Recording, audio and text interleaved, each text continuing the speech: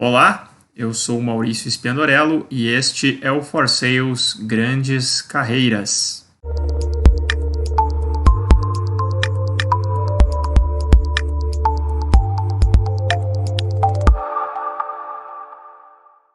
Olá, sejam muito bem-vindos ao For Sales Grandes Carreiras, programa semanal de entrevistas com executivos que são referências em vendas e marketing nos seus segmentos de atuação.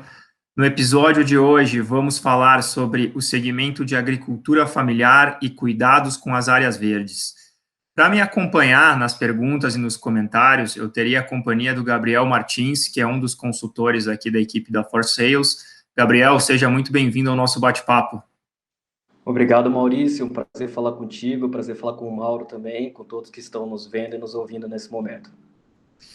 Antes da gente dar continuidade, eu gostaria de convidar todas as pessoas que estão nos acompanhando para que se inscrevam no canal da For Sales. Basta clicar no ícone vermelho inscreva-se. Não deixe de ativar a sinetinha para ser sempre notificado quando divulgarmos vídeos novos.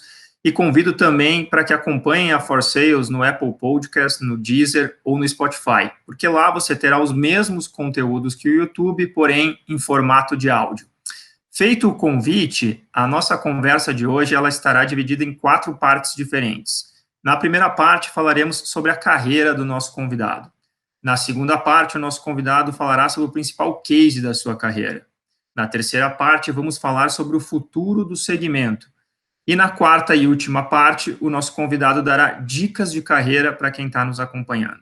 Então, se você quer ter uma carreira de sucesso na área de vendas, eu convido você a assistir e acompanhar essa conversa até o final, porque o nosso convidado de hoje é o Mauro Fávero, um profissional que tem aí mais de 30 anos de experiência em multinacionais, atuando no segmento industrial, automotivo e agrícola. O Mauro teve uma passagem aí de mais de 20 anos na SKF e há 5 anos ele é vice-presidente de vendas e serviços da Husqvarna na América Latina. Mauro, seja muito bem-vindo à nossa conversa. Obrigado por aceitar o nosso convite. É uma honra te receber aqui. Oi, Maurício. Eu que agradeço o convite. Obrigado também ao Gabriel. Para mim é um prazer estar aqui batendo esse papo com vocês. Legal, Mauro, bacana. Para a gente começar, então, conta um pouquinho para quem está te acompanhando, né, e não te conhece, um pouquinho da sua trajetória, de onde você começou até os dias de hoje, nos contando as empresas que você passou, os cargos que você assumiu, para fazer um pano de fundo aí para a nossa conversa, por favor. Então, vamos lá. Como você falou, são mais de 30 anos, a história é longa aí, mas vamos fazendo um resumo, tá bom, pessoal?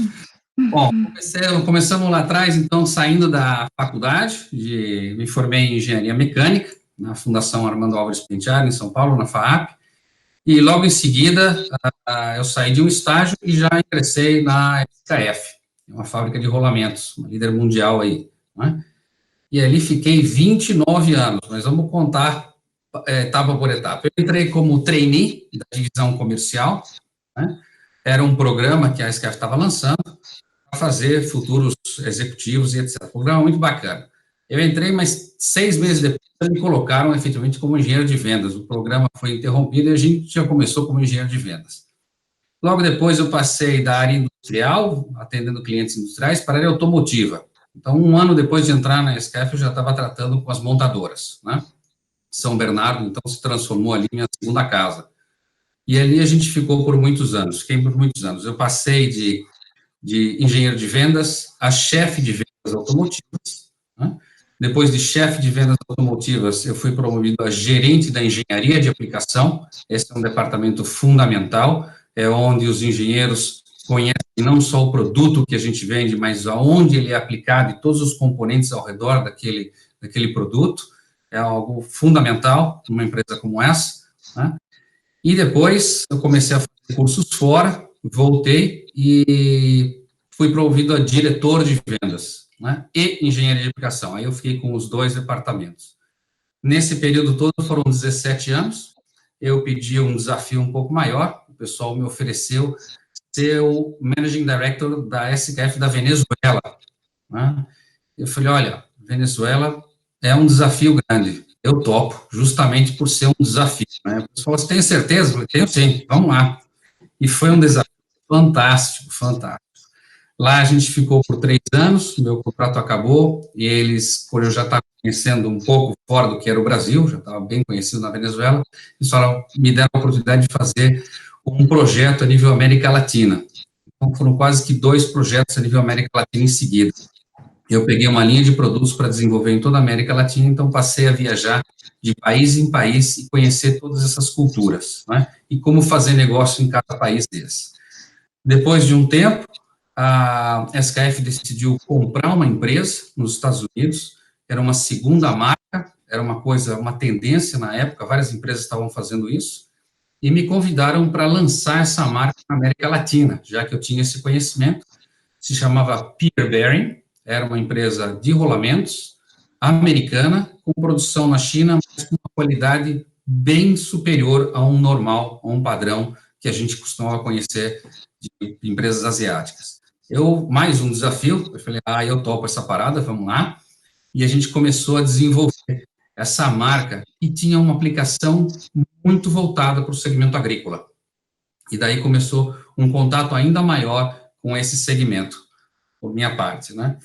Depois, passaram acho que 4 anos e meio, mais ou menos, eles me chamaram de volta, eu voltei para a SKF, mas aí como presidente da SKF do Brasil, né? Ali eu fiquei mais um tempo, depois de 29 anos, a gente decidiu fechar esse ciclo, né? Bastante longo, né? E eu entro na Husqvarna, uma outra empresa sueca. Então, daí você vê que a minha ligação com o sueco não é pequena, não, né? São 3 anos lidando com os suecos. E eu entro na Husqvarna, uma empresa com uma mentalidade muito parecida, obviamente, pela cultura, mas com um segmento diferente. Já não era mais componente, já era produto final. A gente trabalha com motosserras e cortadores de grama profissionais, além de outros equipamentos para a área agrícola. Era um produto diferente, com um modelo de negócio um pouco diferente, mas super atrativo também. E aí, estamos aí com a responsabilidade do México para baixo, desenvolvendo essa marca aí. Então, esse é mais ou menos um resumo aí de 33 anos de carreira subindo, né? Então, 29 anos na SKF, mas sempre subindo, né? Sempre sendo promovido, o que fica atrativo para um profissional se manter tanto tempo numa empresa, né? Mas o Husqvarna que está realmente sensacional, é uma empresa fantástica. Mauro, excelente relato de forma bastante objetiva, né? E a minha segunda pergunta, ela já vem de encontro exatamente com isso que você trouxe no final da narrativa. A sua carreira é nitidamente uma carreira de muitas promoções, né? Você assumiu vários desafios diferentes, em países diferentes. Então, a minha pergunta aqui é a seguinte: qual é a tua atitude ou o teu conhecimento que você acha que te ajuda ou te ajudou, né, a ter tantas promoções na tua carreira? O que de diferente você tem que te impulsionou tanto na carreira? Eu acho que essas promoções vieram como um reconhecimento sempre de um esforço, né? A gente sempre quer mais, sempre está interessado, sempre está envolvido com o negócio, né? E isso chama atenção. Essa dedicação e essa paixão pelo que a gente faz é que faz com que a gente esteja pronto na hora que vem uma oportunidade, né? E isso também é outro fator, a gente tem que sempre estar pronto, então não é só a dedicação, é a gente estar preparado para quando a oportunidade aparece, né? E isso, felizmente, me ocorreram várias vezes, né? Então, o que leva a gente a ser promovido é o reconhecimento pelo que a gente faz, pelo nosso esforço, pela energia que a gente tem pelo que a gente faz, né? Pelo prazer, pela paixão pelo que a gente faz, e aí as oportunidades vão aparecendo e a gente vai galgando essa escalada na carreira, né? Legal, Mauro, excelente. Então tá sempre um passo à frente, né? Acho que esse é o recado que a gente já deixa aqui no primeiro momento, né? Isso, o recado é o seguinte: esteja pronto, porque as oportunidades sempre aparecem, o que requer sempre um esforço adicional da pessoa quando ela está exercendo algum tipo de função, né? Mas isso depende de cada um, né? Verdade. Mauro, eu queria só que você comentasse essa passagem na Venezuela, como que você encontrou o mercado, como que foi para você assumir esse país, o que passou pela sua cabeça na época? Essa foi uma excelente pergunta, Gabriel. Eu vou te falar por que eu aceitei isso, né? Qual era o meu objetivo quando eu aceitei, como eu encontrei, como larguei aquilo ali, né? Como eu deixei aquilo ali.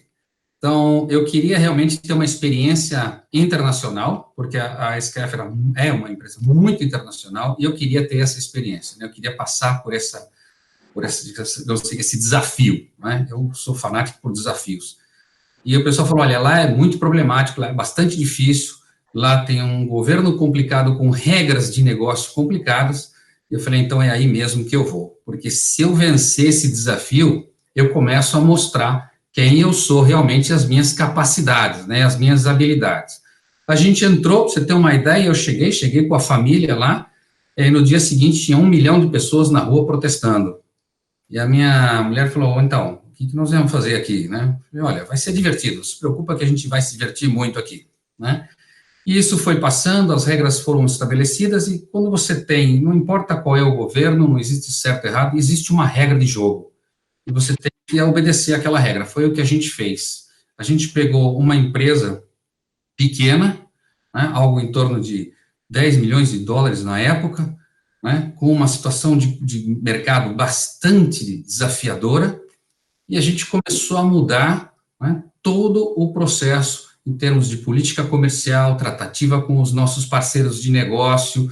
Apesar de ser um país pequeno, tinha um potencial bastante grande, e a gente, ao longo de 3 anos, a gente foi preparando isso e implementando. Então, a gente desenhou a estratégia, implementou a estratégia, e depois, no 3º ano, fez segmento para crescimento. Eu saí de lá, 3 anos depois, com a empresa, deixando ela com o triplo do que ela era, né? Quase 30 milhões de dólares, em 3 anos. Então, foi uma experiência que demandou muito, não só a nível de trabalho e tudo mais, mas entender a cultura local. Isso foi sensacional, porque a gente tinha que entender como as pessoas trabalham. Somos latinos, somos muito parecidos, mas no dia a dia somos diferentes. Cada um tem uma cultura, cada um tem uma forma de trabalhar, e isso eu precisei me adaptar a eles, né, para entender como o pessoal trabalha lá, e aí colocar as nossas estratégias a funcionar. E isso deu muito certo. E foi tão legal que eu tenho amigos até hoje lá, dentro da empresa e fora da empresa também, fiz muitos amigos lá. É um país pelo qual eu tenho bastante carinho. Então, foi uma experiência pessoal fantástica. Eu tinha filhos pequenos, né? Eles saíram de lá com bônus, falando 2 idiomas a mais, porque estudaram em escola internacional, né? E com essa experiência de uma vivência longe de casa, longe dos familiares e tudo mais, para nós foi uma experiência muito, muito gratificante. Para mim, tanto pessoal como profissional, ter saído de lá depois de ter implementado a estratégia e ela ter funcionado como funcionou, né? Então, foi uma experiência sensacional. Apesar de um país difícil, a minha estratégia, o que eu queria, acabei alcançando, que era ter um desafio e mostrar que era capaz de vencer esse desafio, né? Foi bem legal. Mauro, a nossa última pergunta desse primeiro bloco, acho que você já respondeu agora nessa última resposta, mas eu vou fazer por descargo de consciência, tá? A pergunta que eu queria te fazer é o seguinte: qual que você acha que foi o turning point da sua carreira, a principal decisão que você teve, a principal decisão que você tomou e te ajudou a te impulsionar na carreira? Foi realmente essa decisão de ter ido para a Venezuela? Esse foi o turning point da tua carreira, na sua visão? Eu acho que foi um dos, talvez o maior, porque era uma saída, você está saindo do país, você está saindo relativamente de uma zona de conforto, né? Eu estava com a indústria automobilística há muitos anos, já eram 17 anos tratando com as montadoras, conhecia tudo e todos, então, de uma certa forma, algo como se fosse uma zona de conforto mesmo, eu conhecia bastante bem, né? Não que a indústria automobilística seja fácil de tratar, é sempre muito desafiador tratar com ele, é gratificante, mas também muito desafiador. Mas eu queria algo mais, queria realmente algo diferente, algo que me provasse que eu poderia fazer outras coisas diferentes, né? Então, acho que essa foi uma decisão bastante difícil, não só pela mudança de país, mas para um país que era diferente, né? Estava numa situação bastante complicada em termos de negócio, e aí que o desafio encaixou com o que eu queria. Falei, isso aqui encaixa para mim. Então, foi uma decisão bastante difícil de tomar, mas que deu muito certo. Tanto do lado profissional como do lado pessoal também, porque eu levei a família toda para lá, né? Mas foi mas eu acho que esse é o principal do Turning Point. E isso também, Maurício, abriu todo esse meu leque para a América Latina, né? Então, já é o meu 3º trabalho responsável por toda a América Latina, né? Então, isso abriu uma porta bastante grande. Bacana, Mauro, excelente. Vamos agora, então, para o segundo bloco de perguntas, onde vamos falar sobre o principal case da sua carreira, o principal momento de entrega de resultado, e eu vou passar a palavra para que o Gabriel conduza as perguntas desse segundo bloco. Vamos lá. Legal, legal. O Mauro já trouxe um grande case, né? Venezuela, eu imagino que foi um dos grandes cases da carreira dele. A gente vai explorar algum outro, então, tá, Mauro? Queria que você trouxesse um case da sua carreira em face de um grande resultado ou um grande desafio, né, que você teve, ou os dois, é claro. Olha, numa carreira tão já de 33 anos, a gente tem vários, né, exemplos e vários momentos, né, mas deixa eu comentar então com vocês o último, né, a própria Husqvarna, que está sendo esse atual, né. Quando eu aceitei entrar na Husqvarna, eu aceitei por dois motivos. Dois motivos me atraíram muito para esse case. Primeiro, era um desafio grande, né? O desafio era crescer rápido, né? Acertar uma série de detalhes internos que tinham que ser mudados, né? E outra coisa que me atraiu muito era cada pessoa que eu ia falando dentro da Husqvarna, quando ela começava a me explicar sobre a empresa, tá? Eu via que o olho dela estava brilhando, né? E isso a gente tinha na SKF também. Eu queria um novo projeto, mas que eu tivesse a mesma coisa que eu tinha antes, a paixão das pessoas pelo que elas faziam, né? E quando eu vi o pessoal da Husqvarna com os olhos brilhando na hora de se falar sobre a empresa, eu falei, essa empresa eu acho que estou no mesmo caminho que eu estava antes, vai ser muito legal. E aí a gente entrou realmente na Husqvarna com uma série de coisas para acertar, desde a política comercial até procedimentos internos. Nós temos 4 países onde a gente tem unidades de negócio, a nossa própria entidade legal, e os outros países são distribuidores. E a gente tinha uma meta de crescer, me contrataram para fazer esse negócio crescer. E a gente fez no primeiro ano uma série de coisas, uma série de mudanças, bem radicais em alguns pontos, o pessoal se chocou no começo com isso. Eu falei, fiquem tranquilos que vai dar resultado. A própria Suécia falou, mas você realmente vai fazer toda essa alteração? Eu falei, vou, e o resultado desse ano vai ser esse, e o do próximo vai ser diferente.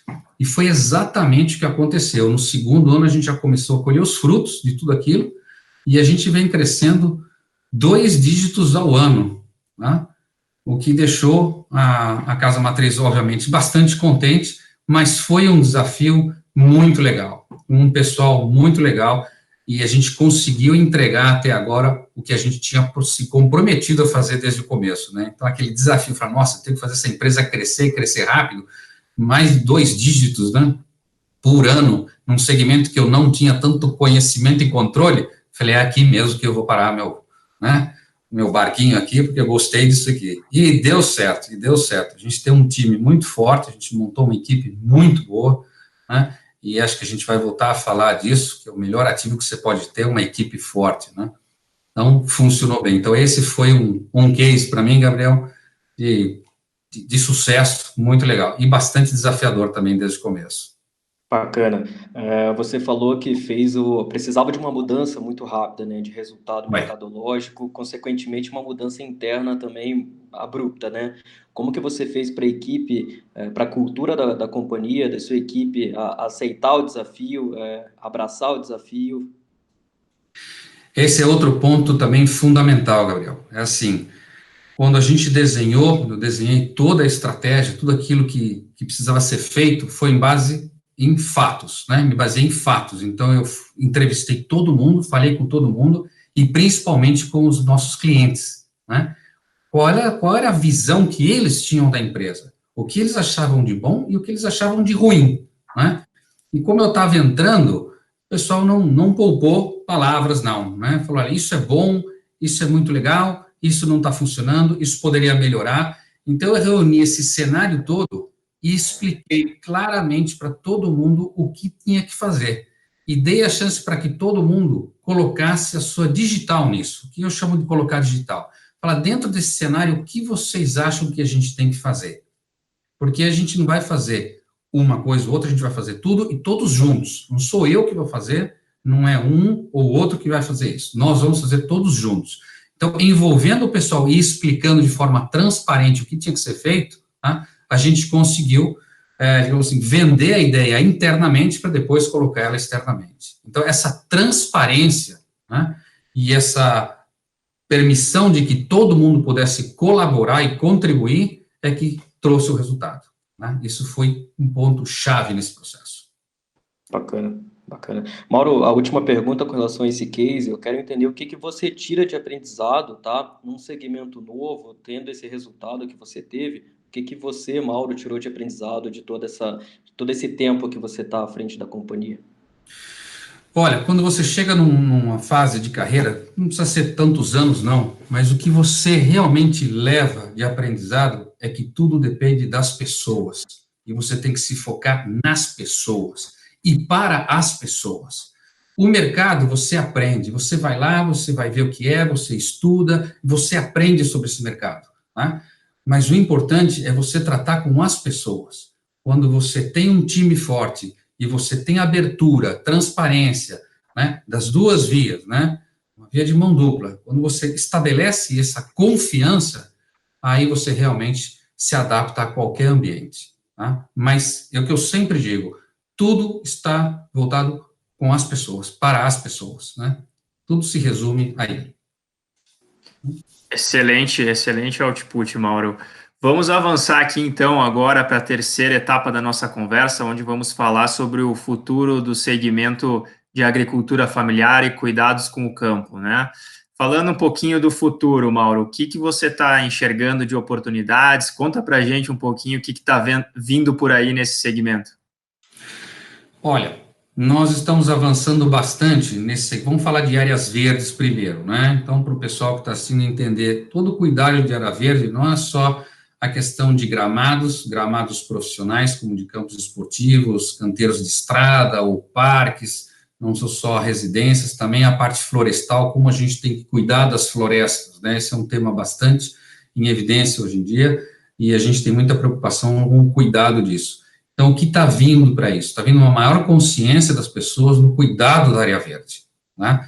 E acho que, principalmente pós-pandemia, as pessoas vão ter ainda mais noção da importância que é cuidar do nosso verde, né? Do nosso ar que a gente respira e tudo mais.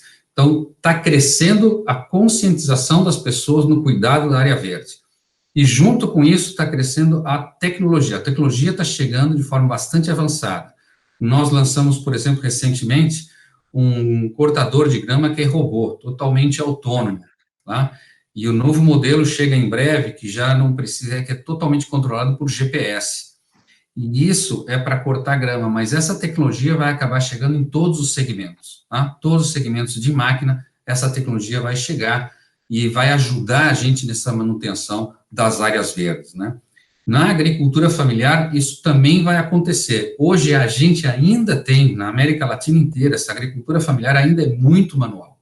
Existe uma tendência muito forte de mecanizar isso. Não é só uma tendência, é uma necessidade, tá? O pessoal que trabalha no campo tem uma vida bastante árdua. E o nosso propósito é proporcionar para essas pessoas uma vida mais fácil, mais tranquila e mais produtiva, porque muitas vezes eles não podem expandir a área de produção. Eles têm que produzir mais no mesmo espaço. E é isso que a gente está proporcionando, e essa tecnologia vai vir para ajudar ainda mais nessa expansão de agricultura familiar. Expansão que eu digo é o crescimento, mais produção, mais qualidade, né, do produto, e que ele chegue mais rápido à mesa. Então, tanto na agricultura familiar como no cuidado de área verde, só tem a crescer essa área e crescer com tecnologia. Então, vai ser bastante interessante, bastante voltado para o cuidado da alimentação, principalmente agora pós-pandemia, né? A gente vê o quão é importante o cuidado da alimentação, né? Principalmente de zonas mais pobres, e no cuidado da área verde, a gente tem que cuidar um pouco melhor desse planeta aqui, né? Então, são segmentos que tendem a crescer muito, muito em termos de conscientização e muito em termos de tecnologia também. Legal. Mauro, a gente falou recentemente também aqui nesse mesmo bate-papo com o Renato Pinto, que é o General Manager da Valley Valmont, né, no Brasil, que é uma grande multinacional de irrigação. E ele falava muito do desafio da conectividade no campo, né? Esse é o desafio, é o maior entrave para o negócio deles, né? Para inserir tecnologia no negócio deles. Imagino que com essas inovações que você está falando aí também começa a surgir esse entrave para o negócio de vocês, né? Então, eu queria entender, dentro desse contexto, o que você tem visto para que a gente possa ser mais efetivo no levar a conectividade para o campo? Tem alguma dinâmica acontecendo? Isso é um entrave para a evolução de produto de vocês? Enfim, conta um pouco para a gente. Não, isso definitivamente já está identificado, né? Quando você vai para o campo, você tem um problema de conectividade, principalmente pela falta de antenas, né? Se você vai para a agricultura familiar, o que é surpreendente é quanto o pessoal já é conectado na internet através de um smartphone. Então, isso já acontece, mas ainda assim tem áreas com pouca conectividade por falta de antena. Então, já existem várias frentes para que isso seja eliminado, para que esse desafio seja vencido, né?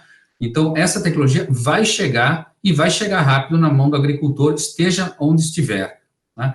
É um entrave hoje, sim, principalmente para grandes propriedades, né? Às vezes você vê aquelas grandes máquinas no meio de uma fazenda gigante e o cara não tem conectividade nenhuma. Nada pega, não pega sinal de nada. Se ele quebrar, ele fica abandonado ali. Não é o caso de propriedades familiares pequenas, porque eles normalmente estão ao redor de uma cidade, já por isso que eles têm mais facilidade em ter um smartphone e já ter acesso à informação via internet, né?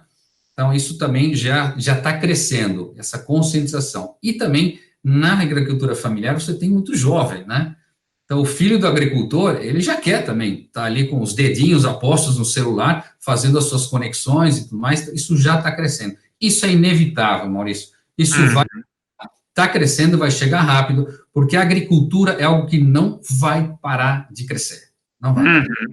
Continuar alimentando o mundo continua crescendo em termos de número de habitantes, né, em tudo que é região, e isso vai continuar crescendo. Sim.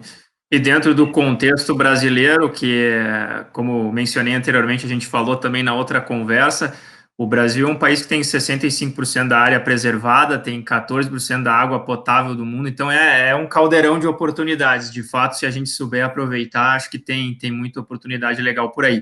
Mas, Mauro, para a gente tangibilizar aqui e levar para o final desse terceiro bloco, não sei se você pode falar, ou enfim, não pode, mas tem alguma inovação vindo aí, além desse cortador automatizado de grama? O que está vindo por aí em termos de inovação de produto? Dá para contar um pouquinho para a gente ou não? Dá sim. A gente tem feito, desde 2000, basicamente, a gente começou, quando eu entrei na empresa, a gente começou com um programa de lançamentos de produtos que a gente não parou mais. Em 2018, a gente lançou 40 novos produtos em uma vez só, em um golpe só, né? E a gente vem mantendo esses lançamentos. Agora a gente está muito focado no segmento da bateria. Nós vamos lançar produtos novos à bateria, que são muito mais ecológicos, muito mais fáceis de lidar para o usuário e tudo mais, né, com baterias de altíssima qualidade, que isso era um problema no passado, a durabilidade, né, o quanto uma bateria opera, isso a gente já está chegando num ápice quase igual a um motor a combustão. Então, vem novos produtos, vem motosserras, vem roçadeiras novas, tudo na bateria, tá? Além de melhorias, a gente nunca para de melhorar os produtos que a gente já tem.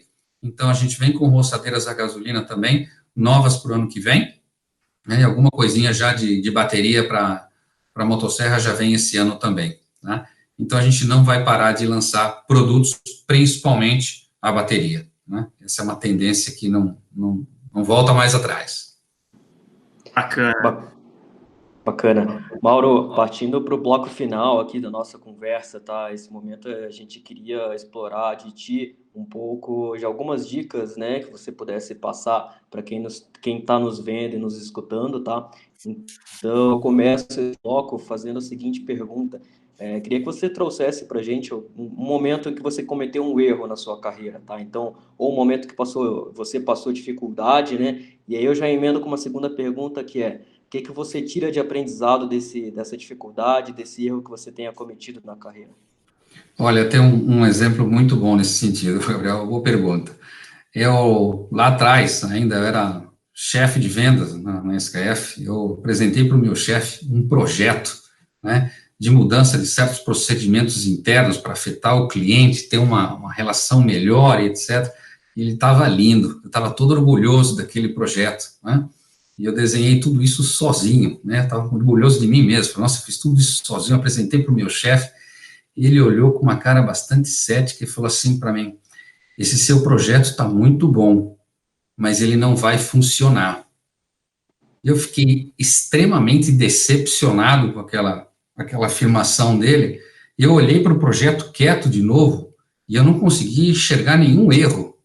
Falei, isso aqui está perfeito, isso aqui não tem como dar errado. Aí eu respirei fundo e falei, mas por que você acha que isso aqui vai dar errado? Aonde está o meu erro que eu não vi? Ele falou, você não envolveu as pessoas que fazem parte disso aí. Então, se elas não comprarem o seu projeto, não é que o seu projeto tem alguma falha, é que as pessoas não vão levar isso adiante. Eu falei, isso não estou de acordo. E levei o projeto do jeito que eu tinha pensado. E ele falhou totalmente. Nunca esquecer disso.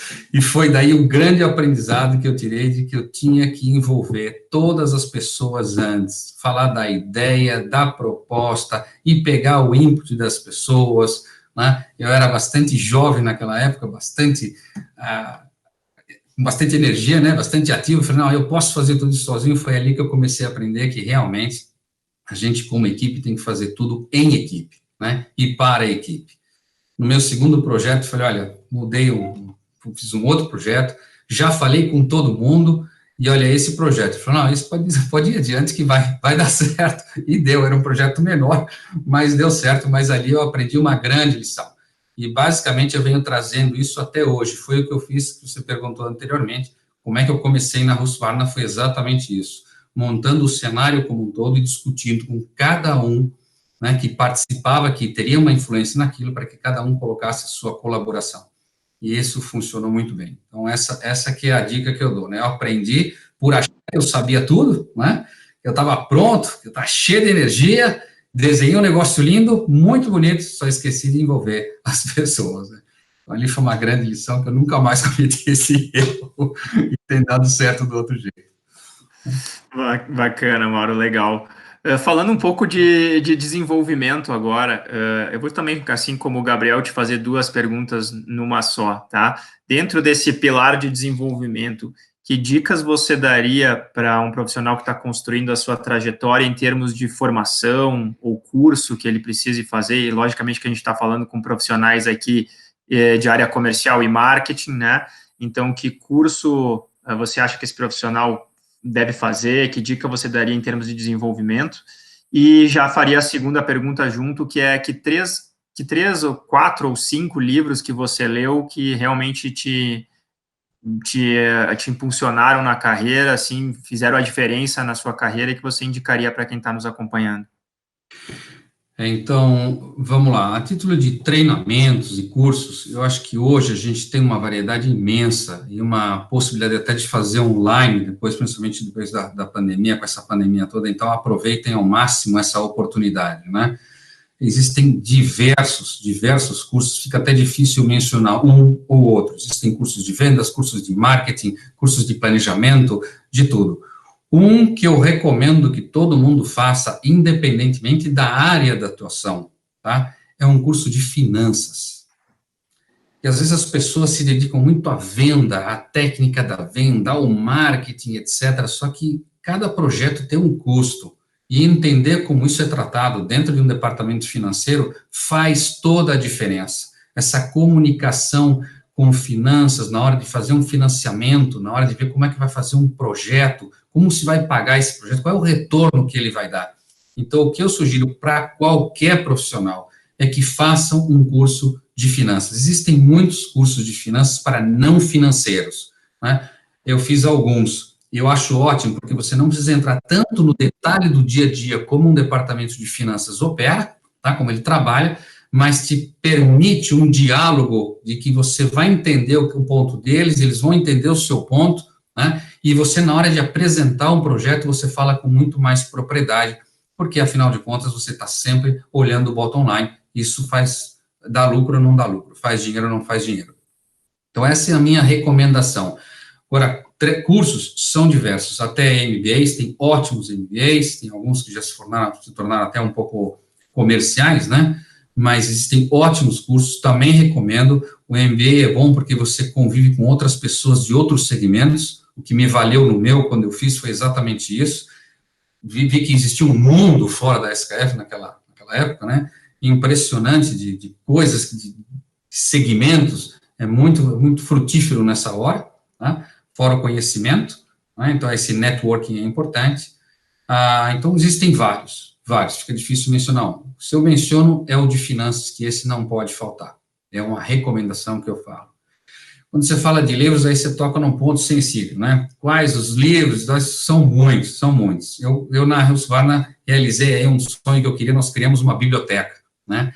Então, a gente vai enchendo aquilo de livros e as pessoas podem pegar e ler à vontade. E tem livros de tudo. Tem livros técnicos, tem livros em outros idiomas, tem livros de idiomas, tem livros de tudo. A gente procura encher. Ela está começando agora, mas a gente já está enchendo ela de livros, né? Um livro ótimo que eu li, vou falar dois que eu li recentemente. Um não é tão recente, mas um é o Pipeline da Liderança, tá? É do Ram Charan.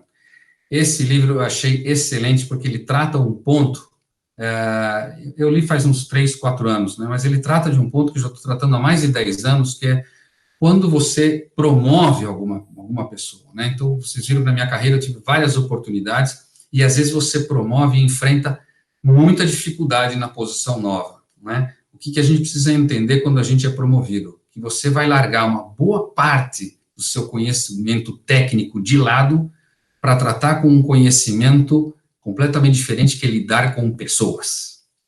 Lidar com pessoas, com a expectativa das pessoas, com angústias, frustrações, desejos, ambições. É aí que vem a liderança, é tratar com as pessoas, né? E esse livro, ele toca muito nesse ponto de que a gente tem que preparar as pessoas que são potenciais, né, para uma liderança, já tratar, treinar e cuidar dessas pessoas para que elas tenham experiência em tratar com outras pessoas. Porque hoje somos todos no mesmo nível, somos todos parceiros de negócio, daqui a pouco eu subo e os outros como que vão me ver? Só que agora eu vou ser o chefe. Como que eles vão me ver? Como é que eles vão me enxergar? Como é que eles vão me respeitar? Como é que eu agora, que era amigo dele, vou tratar dos problemas dele do dia a dia e etc. Então, esse é um ponto fundamental e que eu não vejo muitas empresas trabalhando nesse sentido. Esse livro foi bem marcante, já recomendei para várias pessoas, tá? Eu gostei muito desse livro. Outro livro que a gente tem muito no MBA, acho que muitos MBAs ainda usam ele, é o do Value Proposition Design. É um livro que traz sobre o Canvas. Canvas é uma metodologia muito simples, muito fácil de usar.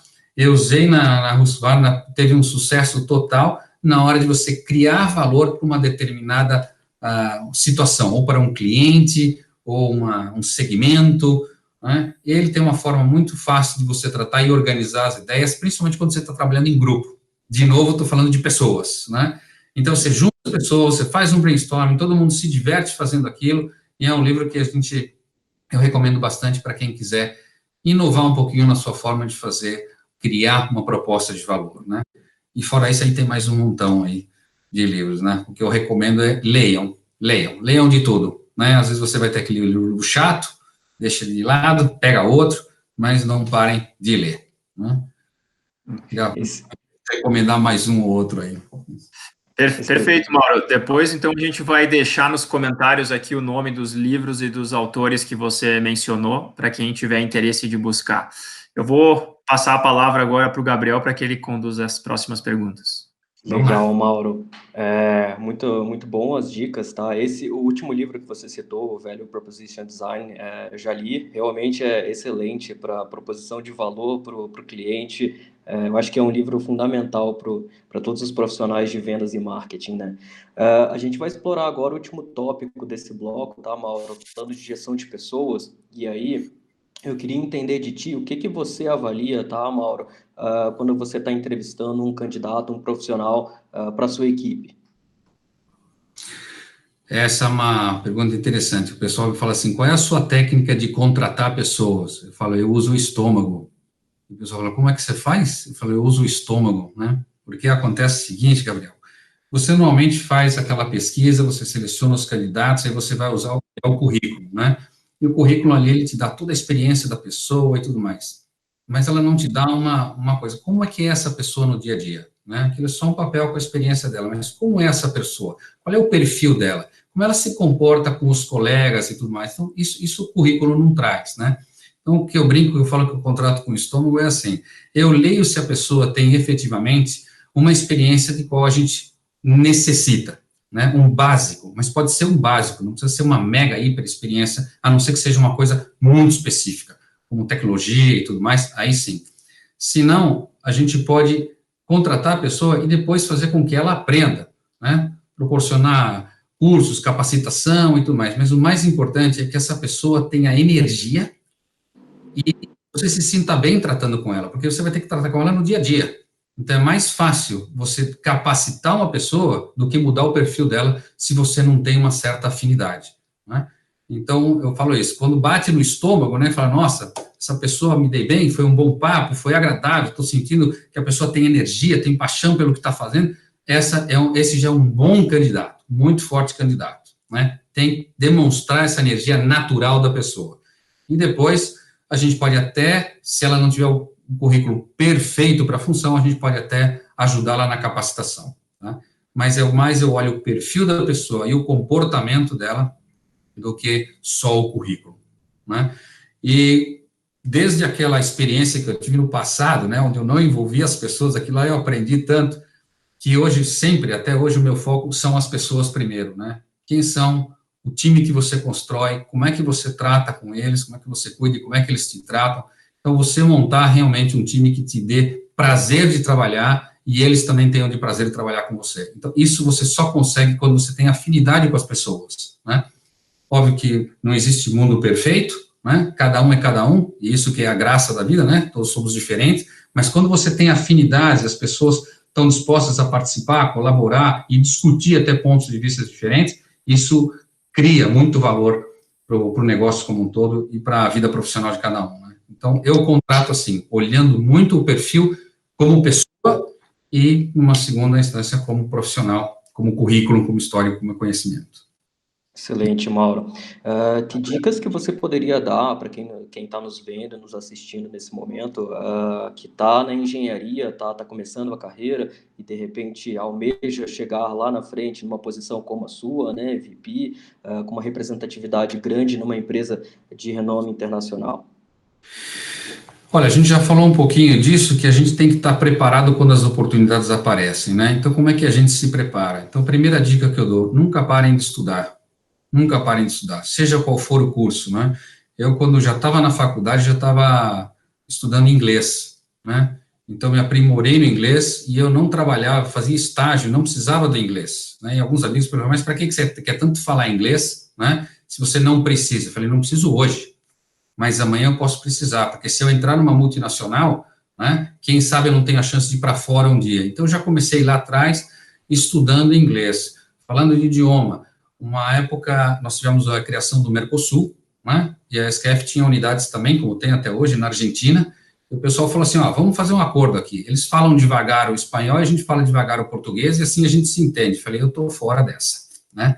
E eu vou aprender espanhol. Ah, mas o Brasil é maior que a Argentina. Falei, eu vou aprender espanhol, porque eu quero falar com eles claramente, fluentemente, né? E fui atrás disso, e depois as oportunidades vão aparecendo, né? Quando eu fui para a Venezuela, eu já falava espanhol, né? Quando eu fui fazer o meu primeiro curso no exterior, porque eu já falava inglês. Então, as oportunidades vão aparecendo à medida que você se prepara, mas você se prepara antes, não depois, né? Então, a dica que eu dou, continue estudando, seja idioma, seja alguma parte técnica, seja uma parte financeira, seja uma parte técnica do que faz, seja vendas, marketing, não parem de estudar e leiam, vão lendo, dicas de livros. Então, alguém fala, alguém não fala, pesquisa na internet, mas vão lendo todo tipo de livro, né? É conhecimento e também vocabulário. Isso é ótimo para todo mundo. Então, não parem de estudar. Essa é a minha principal dica. Quando a oportunidade aparecer, você tem que estar pronto para ela, tá? Aí a escolha é sua, pegar ou não, né? Bacana, Mauro. Com essas dicas valiosíssimas, né, para que as pessoas continuem sempre estudando, estando sempre se preparando antes da oportunidade aparecer e que continuem lendo, né? Com essas dicas extremamente valiosas, a gente vai chegando aqui na reta final da nossa conversa. Eu queria, em nome da For Sales, te agradecer muito pela tua disponibilidade de tempo, por ter aceitado fazer esse bate-papo aqui com a gente. Muito obrigado, Mauro.